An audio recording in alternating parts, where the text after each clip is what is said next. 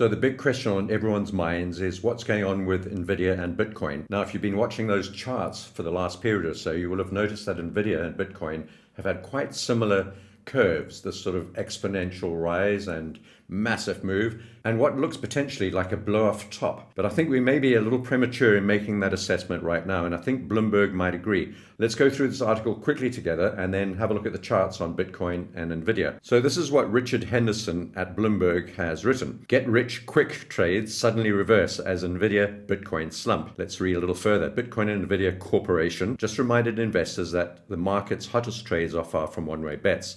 The largest digital asset posted one of its steepest drops on Monday since the onset of the crypto market recovery at the start of last year, leaving investors pining for $60,000 as a technical floor for the token to avert more pain. Meanwhile, Nvidia, the poster child of the artificial intelligence revolution, slid nearly 7% and has shed about $430 billion over the last 3 sessions. That's just 3 sessions. That's the biggest 3-day value loss for any company in history. Well, that's quite a record to set, really. Over longer periods, both assets are still sitting on breathtaking returns, but the turbulence resurfaces the question of whether cracks in the zeitgeist momentum trades points to a tougher outlook for risk appetite as the prospect for higher for longer interest rates hangs over the market. People are working out now that momentum works both ways after that massive exponential rise, says Chris Weston, head of research for Pepperstone Group, actually one of my new brokers. Bitcoin needs sentiment to fuel the beast, and Nvidia is an incredibly saturated long position, he added. So basically he's saying these are both incredibly overbought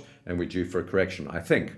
However, it might not be that simple. Bitcoin stabilized on Tuesday. We talked about in my last video, which I'll link to the end of this one. We're long on Bitcoin, but we're short on Nvidia. I don't think they're going to behave the same way. Bitcoin stabilized on Tuesday, rising roughly 3% to take 61,000. Asian stocks and futures on the technology-heavy NASDAQ 100 index both pushed higher.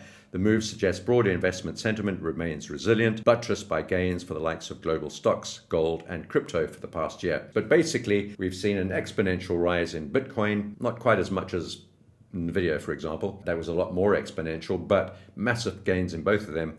And the question is, are they going to continue or not? Now, I think Nvidia might be a little toppy. I think there's a lot of competition coming in. It's incredibly overbought, of course. Probably not like the Cisco.com explosion in the 2000s, but nevertheless, pretty much out of control. There's a lot of competition coming in. There are at least 10 other chip stocks that may sort of grasp and grapple for a share of that market. And generally, the market needs to correct and new buyers need to come in and that sort of thing. So we may see a little bit of a topping on Nvidia.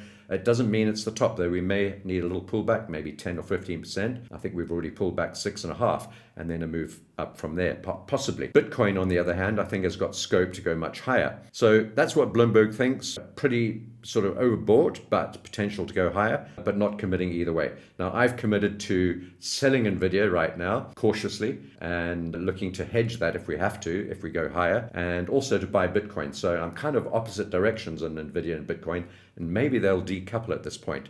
Let's have a look at the chart quickly on both of these. There's our natural gas trade just poking up through its trend line, which is fantastic news, and oil just beginning to slump a little bit. So here's Bitcoin. I'm going to link that video that I did this morning and yesterday at the end of this video, and you can have a look at that in some more detail. But we got this sharp bounce off this price magnet. I've just literally covered that a few minutes ago, so I'll leave it for there. And then going across to Nvidia, well, what a massive sell-off. I mean, it looks massive, but if you look at it in the bigger picture, let's switch this to a weekly chart. We've only just pulled back a tiny, tiny fraction. There's the chart all the way from the bottom, almost no pullback all along the way, going back to 2010, 1 dip, 2 dips, and nothing else in between, a few very tiny ones along the way. So that's where we are, incredibly overbought. There's a long way this could go down. The 20-period moving average on the week is at 95, so below 100. The 50 periods at 66, the 100 periods at 45, and the 200 on the weekly chart, bear in mind, so it's a long way below us, is at 32. On the daily chart, let's have a look at where those moving averages are. I'm keeping it simple for today. We've broken down and closed beneath the 20. That's the first sign of a bearish reversal. Keep that in mind. If we close beneath this today again, that will give us our confirmation signal that this is probably heading lower.